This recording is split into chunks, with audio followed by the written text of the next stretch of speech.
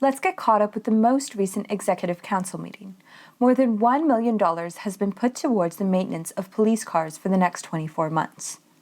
City councillors and the mayor discussed housing in Montreal and the need to find permanent housing for Montrealers. Mayor Valérie Plante wants to enhance the Residential Acquisition Support Program. The goal of this program is to support the most people as possible in order to find them housing in the city.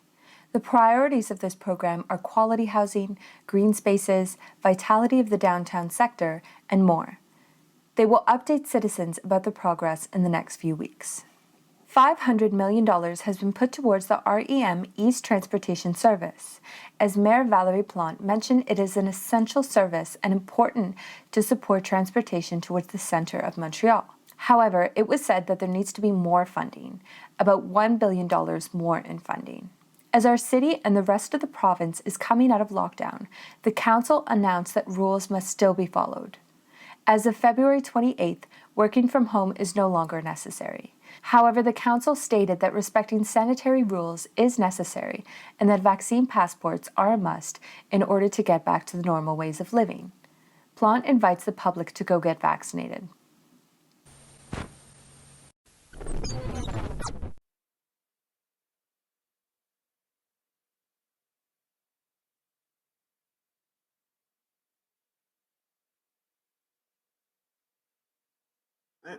C'est parti. Bonjour et bienvenue à cette séance régulière du comité exécutif. Nous sommes réunis en ce mercredi 9 février 2022 à 9 heures. Mon nom est Dominique Olivier, je suis la présidente du comité exécutif et je veux souhaiter la bienvenue à tous mes collègues, à Madame la mairesse, ainsi qu'aux membres réguliers et membres associés du comité exécutif qui siègent aujourd'hui à distance, puisque les mesures sanitaires nous restreignent encore. Je veux aussi saluer la présence parmi nous des membres de la direction générale et ainsi que de Maître Domenico Zambito, qui est avec nous aujourd'hui comme greffier pour la séance d'aujourd'hui. Voilà, nous avons bien le quorum, donc on peut débuter. Merci beaucoup. Alors, on va commencer avec par l'adoption de l'ordre du jour. Je voudrais quand même mentionner que les points 10.002 à 10.004 seront traités à huis clos. Voilà, donc 10.001, l'ordre du jour est adopté. En 20.001, exercer l'option de prolongation de 12 mois et autoriser la dépense additionnelle de 332 098 $ pour un service de gardiennage de la Cité des Hospitalières. Le contrat est accordé à Axia Services. Adopté.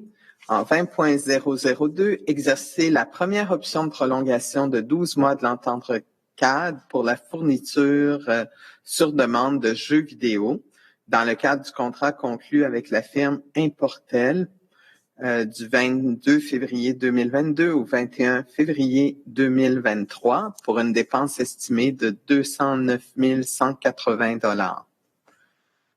Adopté. En 20.003, accorder un contrat à la firme Les Matelas Hood Incorporés pour la fourniture de matelas, sommiers, bases de lit pour le service de sécurité incendie de Montréal pour la période de 36 mois allant jusqu'au 23 février 2025 pour une dépense totale de 232 605 $ et 92 sous.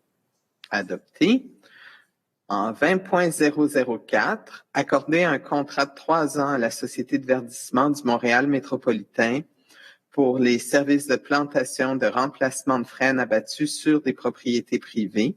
Ça représente une dépense totale de 883 870 $. Adopté. En 20.005, accorder un contrat à Soudure Bro Inc. pour la fourniture et l'installation de 13 bennes d'aluminium sur des châssis de camions classe 3 et 4 fournis par la Ville pour une dépense de 517 277 $ et 62 sous. Adopté. En 20.006, accorder un contrat à équipement Twin pour la fourniture et l'installation d'épandeurs à abrasifs en acier inoxydable pour une dépense de 695 349,52 $.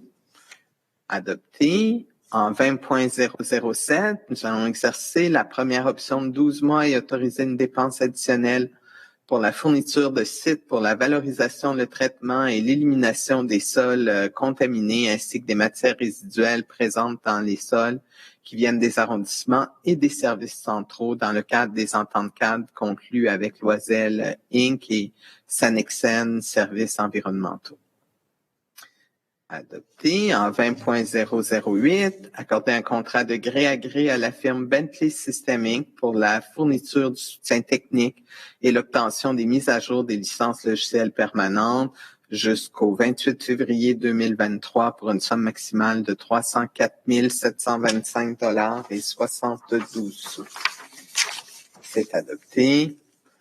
En 20.009, conclure des ententes cadres avec les firmes 9105-1615 Québec Inc., Centre mécanique fixe, 92480896 Québec Inc., Midas, l'expert entretien et Garage de Guire Inc. pour le service d'entretien et de réparation mécanique de véhicules secteur ouest du SPVM pour un montant estimé de 1 130 034 $ pour une durée de 24 mois, avec 2 possibilités de prolongation de 12 mois. C'est adopté. En 20.010, accorder un contrat à la firme CD Nova pour l'achat d'équipements de mesure de la qualité de l'air ambiant pour le réseau de surveillance de la qualité de l'air. C'est adopté.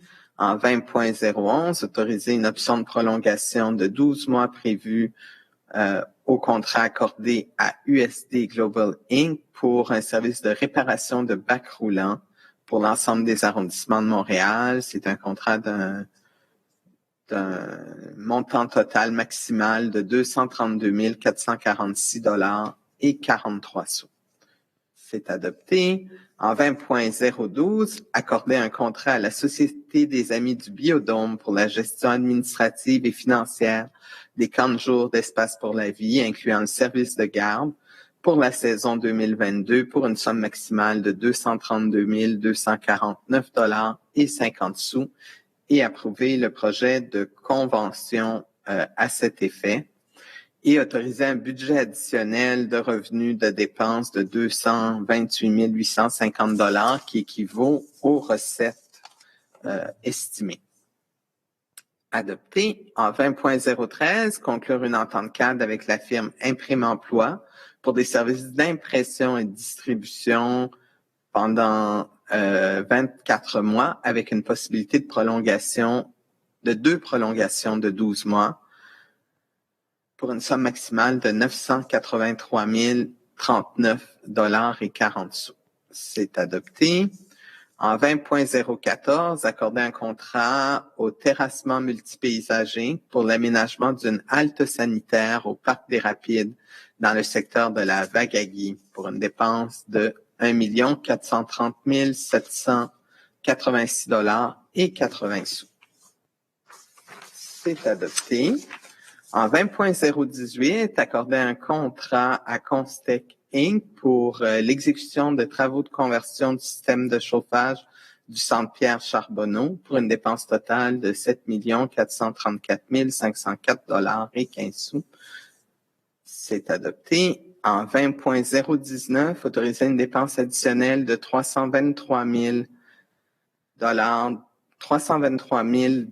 $ et 23 sous afin d'augmenter les contingences et les incidences pour l'exécution de travaux de réfection de la dalle du garage, du drainage et de divers travaux aux ateliers municipaux Rouen dans le cadre du contrat accordé à Immobilier Belmont. C'est adopté.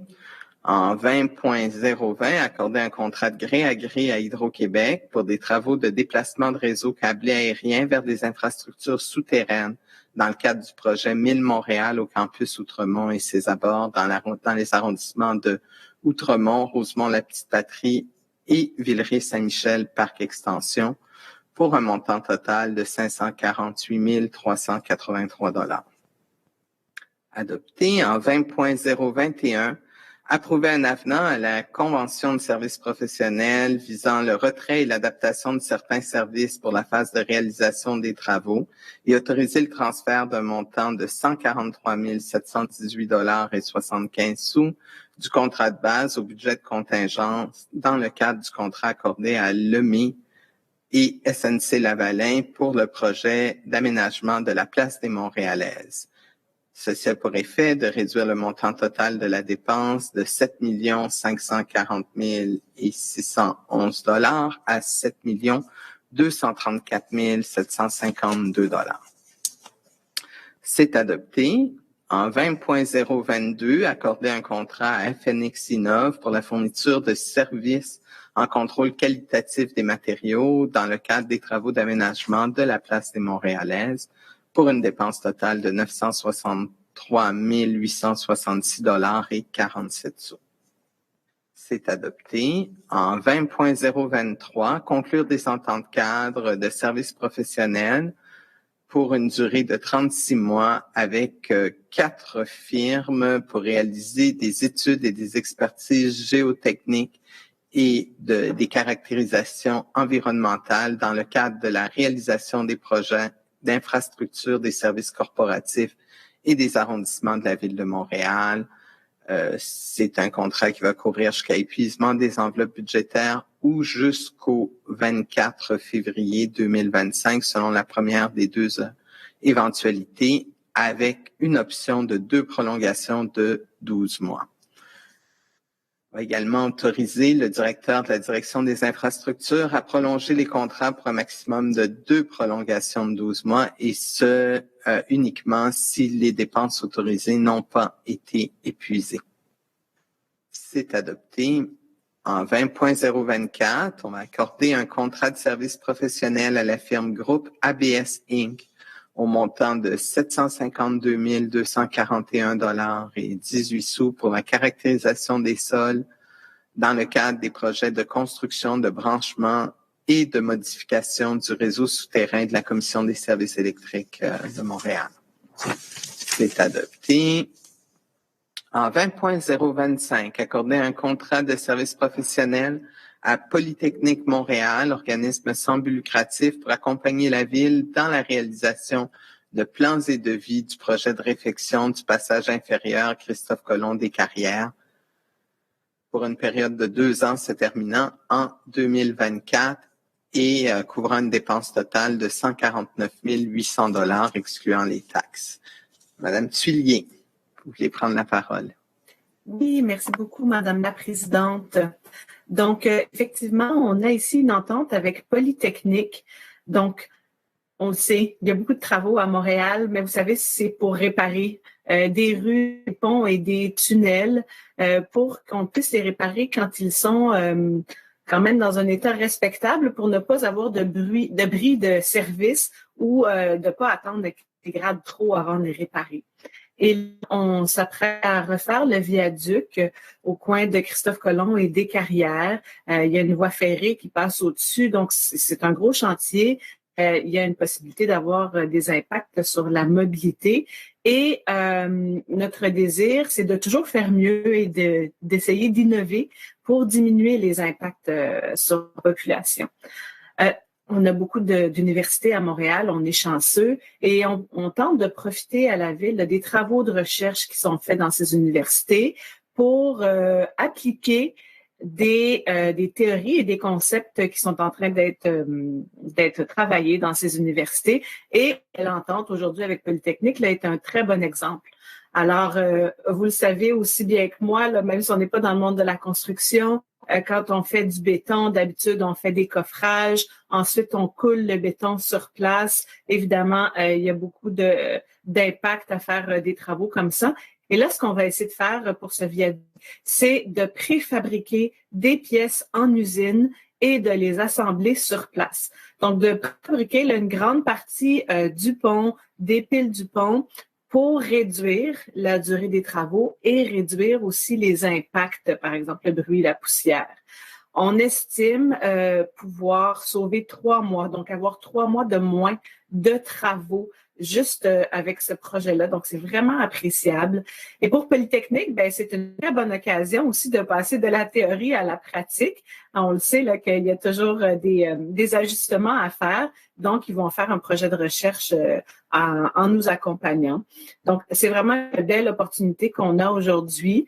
Les composantes, les matériaux, les morceaux en fait du pont vont être fabriqués cette année dans les usines et on va débuter là, les travaux l'année prochaine en 2023. Voilà, merci Madame la Présidente. Merci beaucoup, Madame Tullier. Alors, c'est adopté. En 20.026, approuver la convention de service de gré à gré entre l'Association des sports de balle à Montréal et la Ville de Montréal pour la prise en charge de la gestion des réservations des terrains sportifs extérieurs situés sur son territoire pour une durée d'1 an et autoriser une dépense totalisant 109 198 $, taxes incluses pour 2022. C'est adopté. En 20.027, approuver l'entente finale rétroactive au 1er janvier 2020 et valide jusqu'au 31 décembre 2023 avec 2 années de prolongation possible avec Lafarge Canada pour l'utilisation de leur carrière de Montréal-Est pour le déversement et le pompage des eaux pluviales dans le collecteur pluvial qui est situé sous la rue Joseph-Versailles.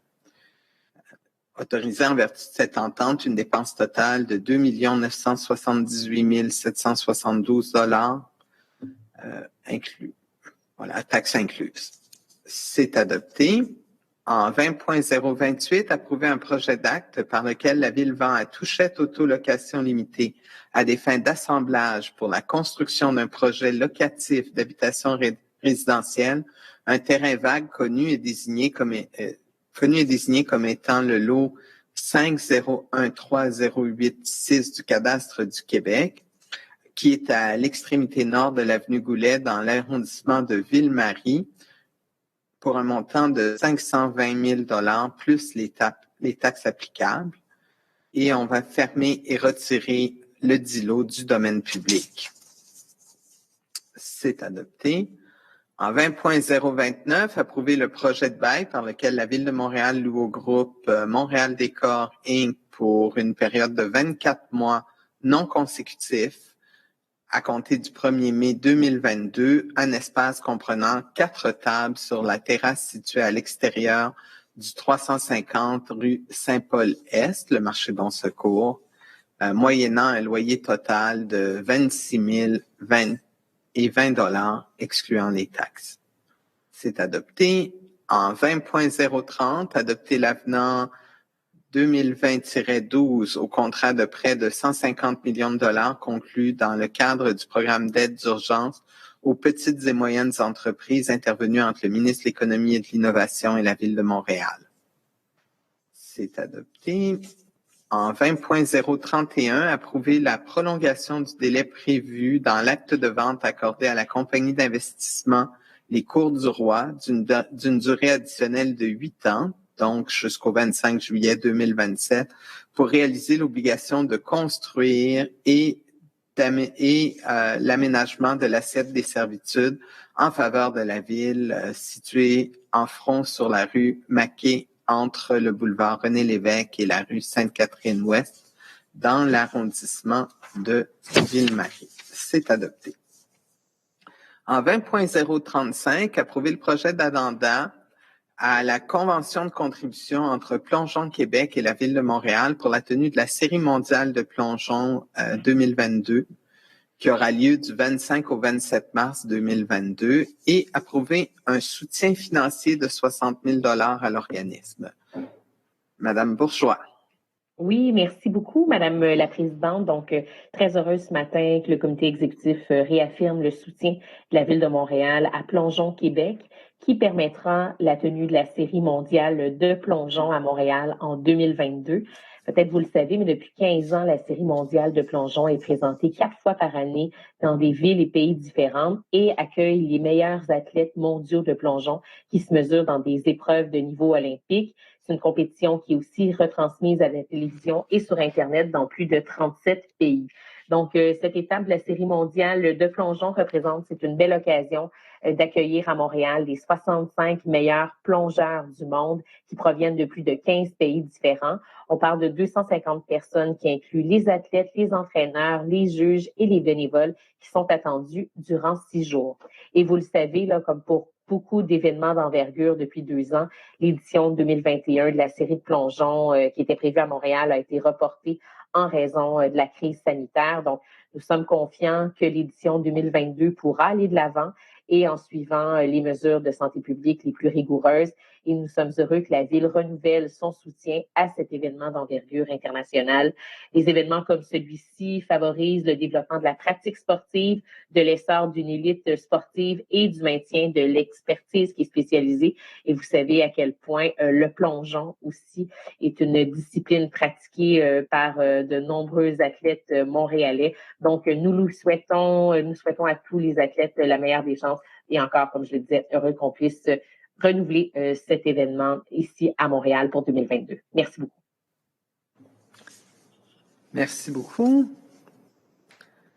Alors, c'est adopté. En 20.036, accorder un soutien financier totalisant 125 000 $ à l'organisme Nuit Blanche à Montréal pour soutenir la 19e édition de la Nuit Blanche qui aura lieu le 26 février 2022 et approuver le projet de convention à cet effet. Madame Alnius. Merci beaucoup, Madame la Présidente.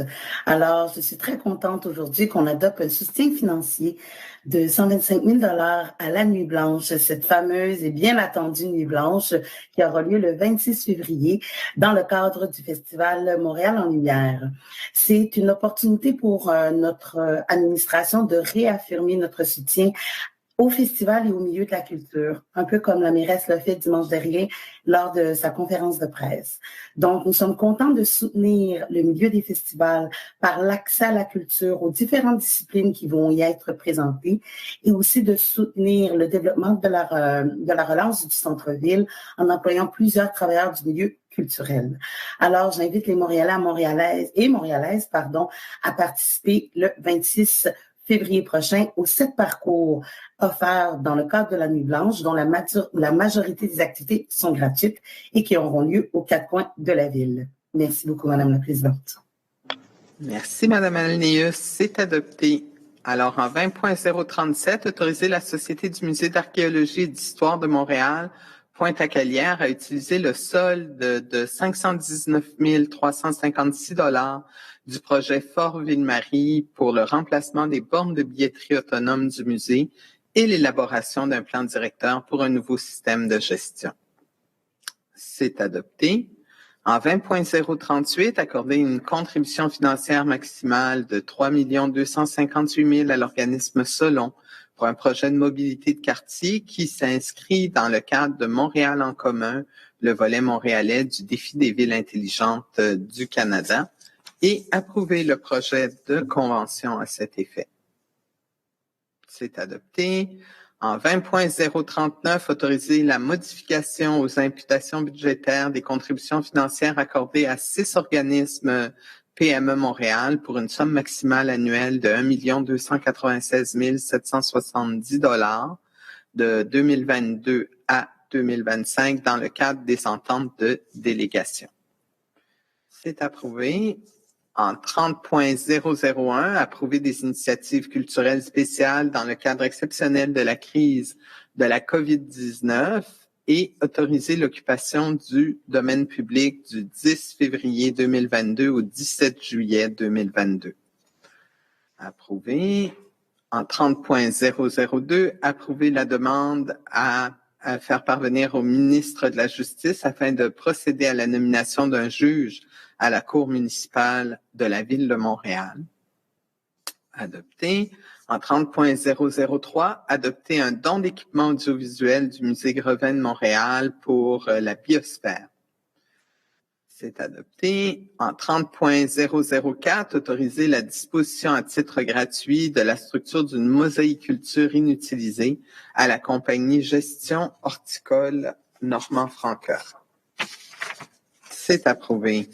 En 30.006, autoriser le dépôt d'une demande de financement dans le cadre du programme Fou du français de l'Union des municipalités du Québec. C'est approuvé. En 30.008, autoriser l'entente d'enfouissement des fils et équipements électriques entre Hydro-Québec et la Ville de Montréal. C'est adopté. En 30.010, autoriser l'adhésion de la Ville de Montréal à la Fédération canadienne des municipalités pour la période du 1er avril 2022 au 31 mars 2023. C'est approuvé.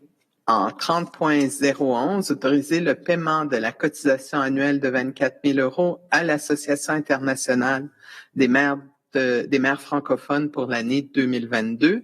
Et vous me permettrez, chers collègues, de dire un petit mot en tant que personne responsable du rayonnement de la langue française dans notre belle ville. Notre collaboration avec l'AIMF date maintenant déjà de 43 ans. Et ils font un travail assez formidable à la fois de coopération et de collaboration autour de la francophonie. Ça permet à Montréal de rayonner. Notamment, j'aimerais vous rappeler que nous y dirigeons, entre autres, le groupe de travail sur le vivre ensemble qui nous permet de mettre de l'avant toutes sortes d'initiatives qui sont prises à Montréal et qui favorisent le vivre ensemble, les valeurs de paix, de tolérance et d'inclusion à travers le monde. Donc, vous me permettrez de saluer le secrétaire général, M. Baillet, qui est là depuis très longtemps et avec qui on a eu la chance de collaborer, ainsi que tous les autres collègues de l'AIMF. Alors, c'est approuvé. En 30.012, doter le Centre de responsabilité du complexe environnemental Saint-Michel au service de l'environnement d'un budget nécessaire de 1 210 000 taxes nettes pour l'année 2022 à même la réserve post-fermeture du site d'enfouissement, conformément aux informations financières inscrites au dossier décisionnel. C'est adopté. En 30.013, nommer Mme Daphné Collin, conseillère d'arrondissement à titre de membre élu du conseil d'administration de l'Agence municipale de financement et de développement des centres d'urgence 911 du Québec.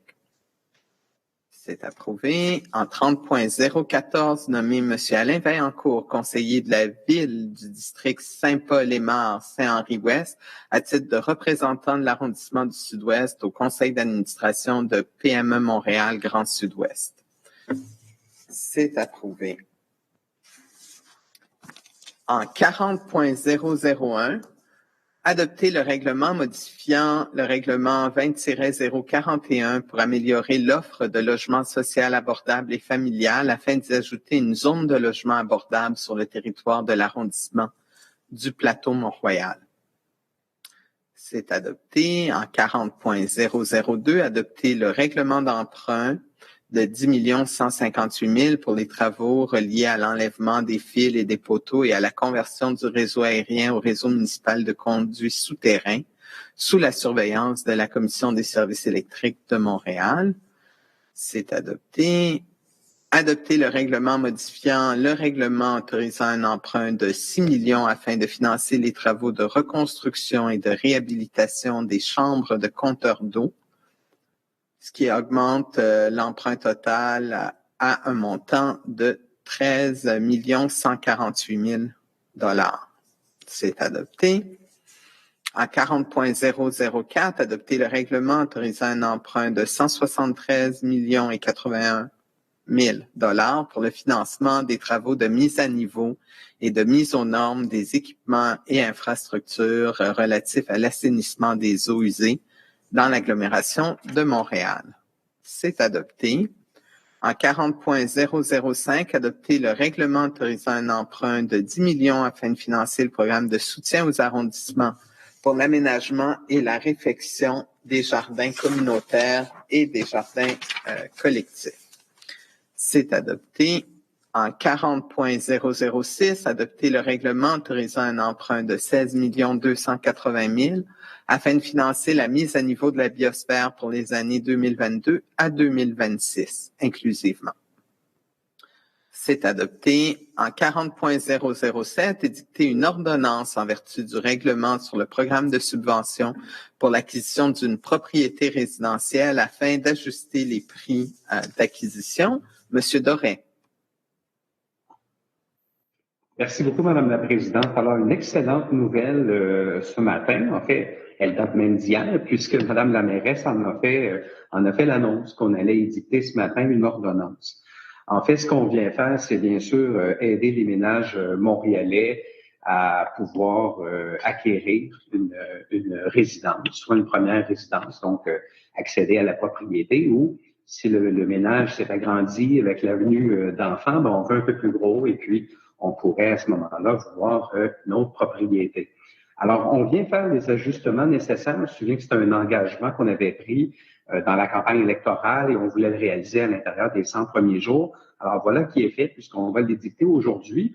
Et ces nouveaux taux-là, ces nouveaux montants plafonds vont s'appliquer à compter de la semaine prochaine, soit le 16 février, puisque après l'ordonnance, on aura à publier l'avis donc dans les journaux de la vie publique.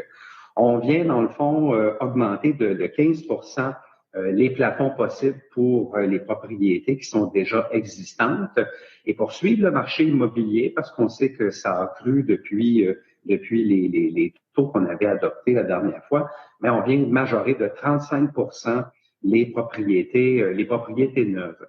C'est important aussi que les ménages montréalais sachent qu'ils pourront compter sur des prix plafonds beaucoup plus intéressants, beaucoup plus collés à la réalité immobilière, que ce soit, je le disais, dans le neuf ou dans l'existant, pour des ménages où il y a une seule personne, un ménage, donc un couple, des familles, et les prix sont différents également dans le neuf, qu'on soit dans la zone centre-ville ou hors centre-ville. Alors, bien sûr, au centre-ville, il y a bien sûr une plus-value, non seulement parce que les propriétés coûtent plus cher, mais également parce qu'on veut encourager à ce qu'il y ait des familles qui s'établissent au centre-ville. Petite donnée technique, je le mentionnais tout à l'heure, le règlement, donc cette ordonnance avec les nouveaux prix, vont faire en sorte que ils seront applicables à compter de la semaine prochaine, le 16 février. Alors, si un ménage montréalais, j'invite d'ailleurs tous les ménages montréalais qui auraient acheté une propriété dans les derniers mois, ben, à se renseigner dès maintenant sur le site Internet. Les informations sont disponibles là, sur le site montréal.ca pour voir c'est quoi les prix et à ce moment-là, déposer le plus rapidement possible. Alors, si vous avez acheté une propriété, disons depuis la fin août, vous êtes admissible, mais le temps file. Alors, allez sur le site montréal.ca, regardez les prix plafonds qui s'appliquent à votre réalité, que vous soyez seul, en couple ou en famille, quelle zone vous êtes, regardez ça et à ce moment-là, déposez votre candidature, votre demande, donc pour cette aide de notre programme PAR. Alors, voilà une excellente nouvelle. On souhaite qu'il y ait beaucoup de gens qui se renseignent et puis qui puissent déposer, que ce soit l'incitatif nécessaire s'ils comptaient acheter une propriété à Montréal. Merci beaucoup, Madame la Présidente. Merci, Monsieur Doré. Une excellente nouvelle, en fait.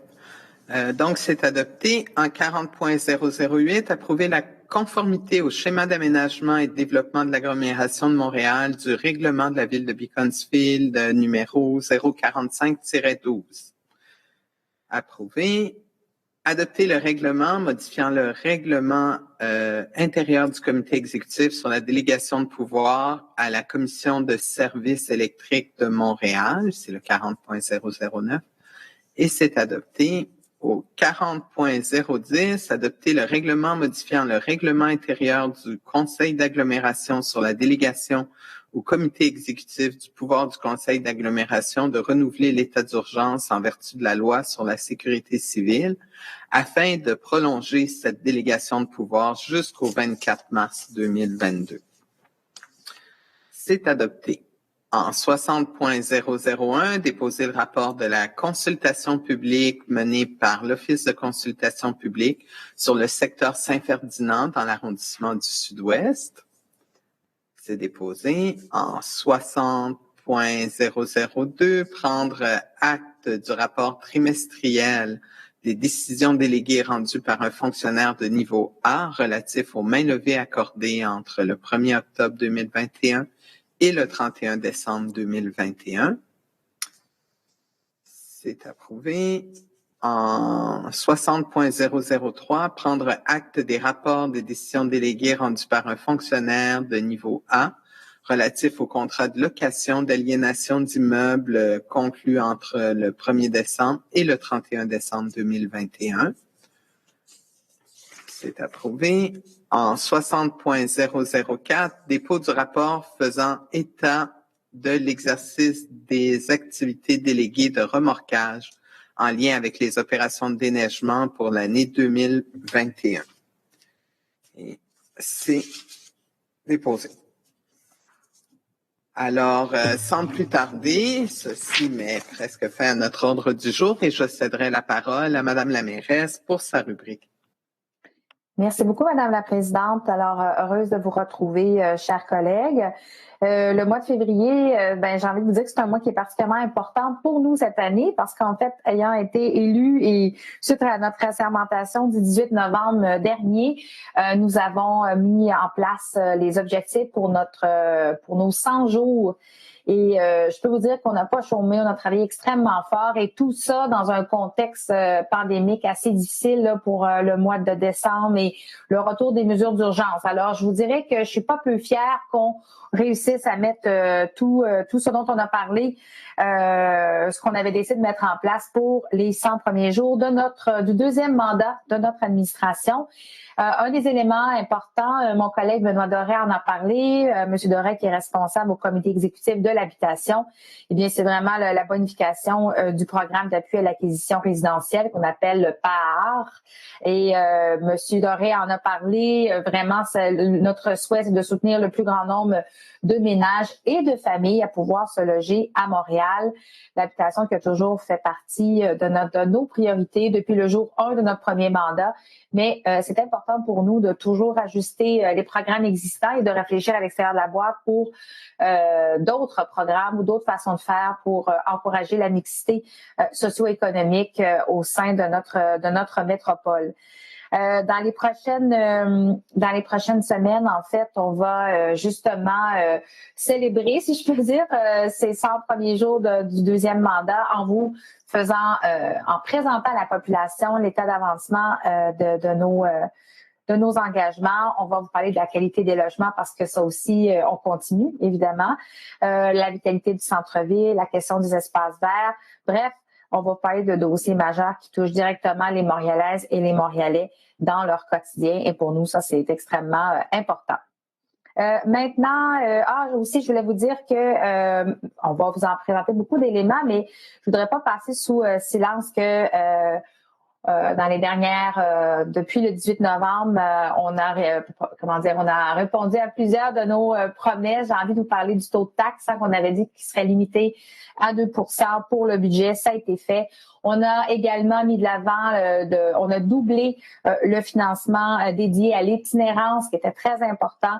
Et on a aussi investi 5 millions de dollars pour soutenir les organismes communautaires qui, on le sait, font un grand travail à plein de niveaux, mais entre autres au niveau de la prévention de la violence. Alors, je vous invite à être à l'affût, parce que d'ici le 26 février, on va dévoiler l'ensemble des mesures que nous avons mis de l'avant. Maintenant, laissez-moi vous parler du REM de l'Est. Je vais prendre une petite gorgée d'eau.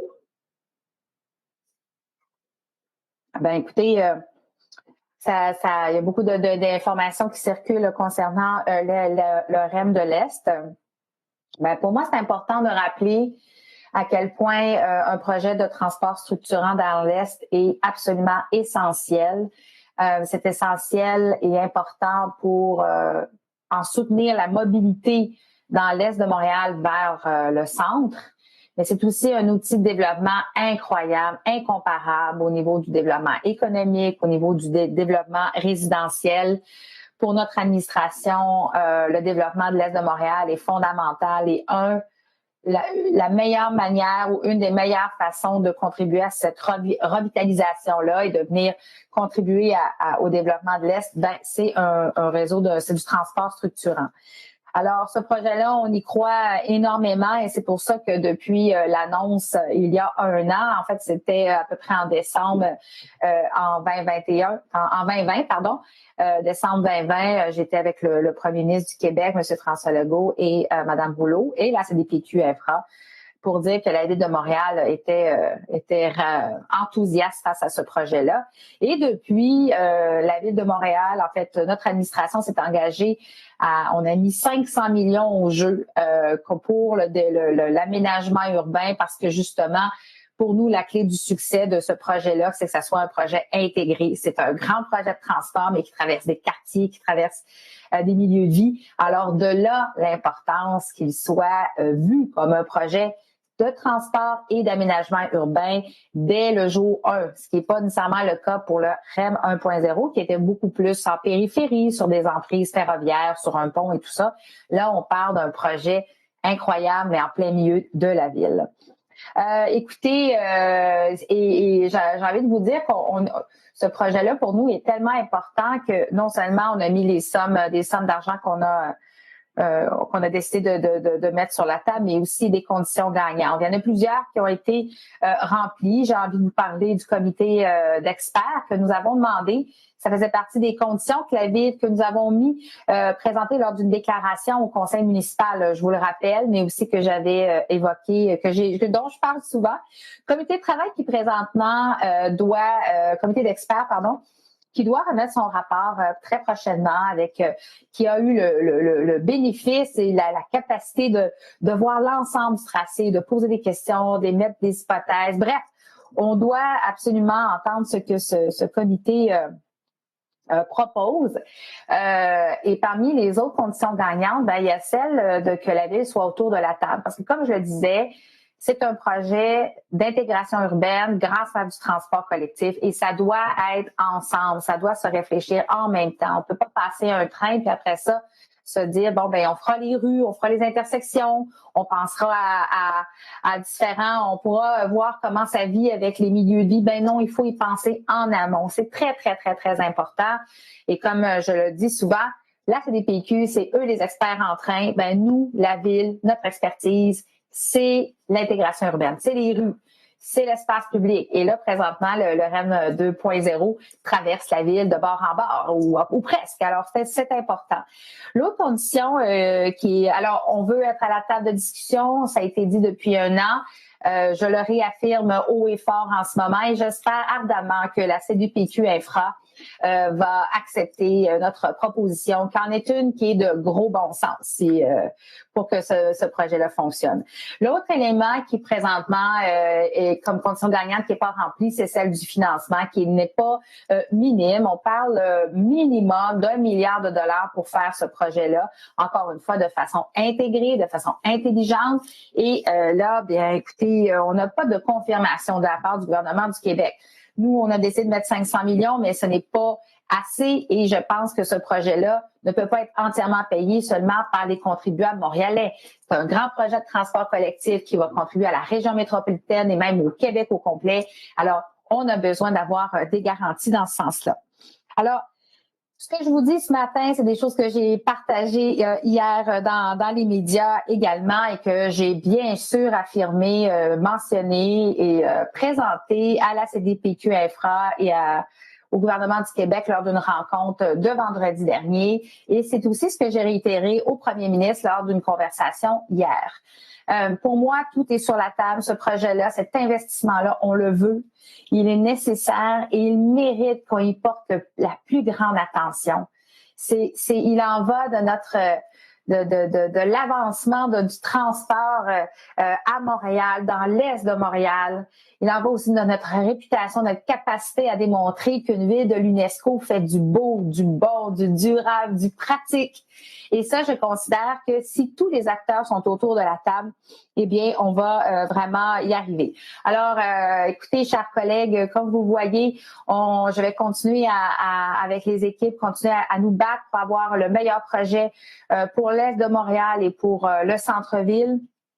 On veut, et pour l'instant, bien, écoutez, on va voir ce que le gouvernement et la CDPQ, qui, je le rappelle, sont les maîtres d'œuvre, ou en tout cas ont le gros bout du bâton, comme on dirait en bon québécois, vont répondre à nos demandes. Mais nous espérons ardemment que ces réponses arriveront vite et que nous pourrons aller de l'avant avec le rapport, bien sûr, du comité d'experts, avec ces éléments.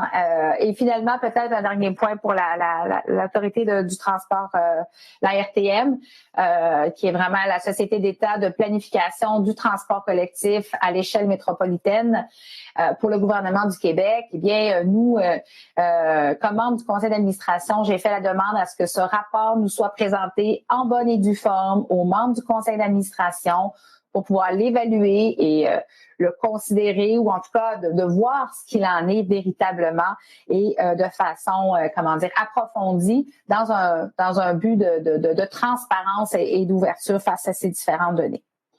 Alors voilà pour la situation pour le REM de l'Est, et on va bien sûr vous garder au courant de l'avancement, mais je réitère haut et fort notre engagement pour un transport collectif structurant dans l'Est de Montréal.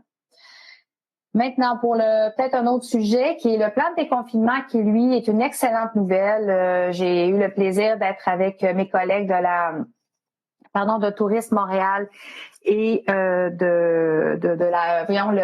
Destination Centre-Ville, l'association commerciale, la SDC du Centre-Ville, et de parler d'une certaine façon au nom de bien des secteurs. Je pense au secteur hôtelier, du tourisme, des congrès, des restaurants, des commerces, bref, tous ceux qui vivent de cet écosystème de l'événementiel. Et je suis très heureuse que notre message ait porté fruit, que le gouvernement du Québec et bien sûr la santé publique nationale ait mis de l'avant ce calendrier de déconfinement. Je le rappelle, pour moi, il est très important que l'on suive les règles sanitaires. C'est important, il en va dans notre santé. Ceci étant dit, la prévisibilité est toujours bienvenue et on voit en ce moment un soulagement de la part de je dirais de la grande majorité de la population qui veut que ça fonctionne, mais qui souhaite également pouvoir regarder en avant et pouvoir organiser leur vie, leur travail. Alors, je vous cacherai pas que j'ai bien hâte que à partir du 28 février, le télétravail ne sera plus obligatoire. J'ai hâte de revoir des gens dans les tours à bureau. On entend beaucoup de gens qui disent j'ai hâte de revenir et même si c'est pas toute la semaine, c'est pas grave, mais on a hâte de vous voir, on a hâte que les employés de la ville de Montréal, quoique sont en général sur le terrain, qui n'ont jamais arrêté d'être sur le terrain étant donné les activités de la ville, mais on a hâte aussi de les revoir à l'hôtel de ville et ailleurs, encore une fois dans le respect des règles sanitaires.